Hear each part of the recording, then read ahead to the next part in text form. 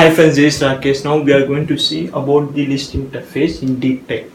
So list interface, as name is suggests that it is a interface. So the interface, the basic definition of interface is it contains some abstract methods. It contains only the method declarations. So the method definitions need to be in the implemented classes. Similarly, list interface contains only the abstract methods. The actual implementations would be available in the implemented classes like array list, linked list, like that. So then it extends the collection interface. So the abstract methods that are present in the collection interface also moves to the list interface.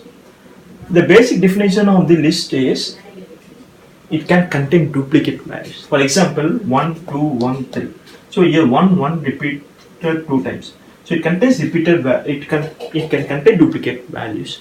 So you can access the values by the position. So you can access the one by you can access the object using position. You can get the values from index 0, 1, 2, 3, and etc. This is the basic definition of the list. We'll talk about more about the array list, linked list in the upcoming videos. These are the abstract methods that are present in the list interface. The first one is public void add int index object group. So what it does try to convey is it will try to add the object in this index position. For example, if we send 1 and 5 object means, then it will try to get here, it will try to add that object here, and it will try to shift the cells. It will try to move these 2 object here, 1 object here, and 3 object here.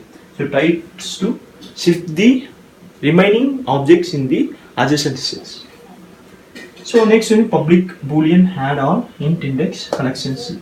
So here the elements that are present in the collection C would be added from that index position. And then public object get index. If you are sending 1 as a value means, it will try to return the object for this data. If suppose, and we will talk more about this in this public int last index of object G.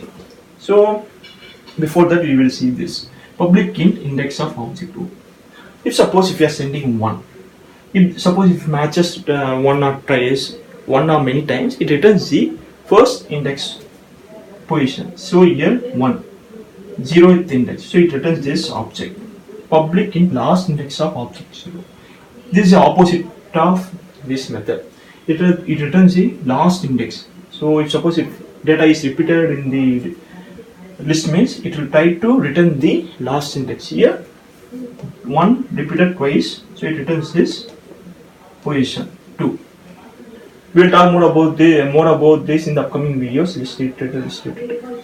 And then comes the public object remove int index.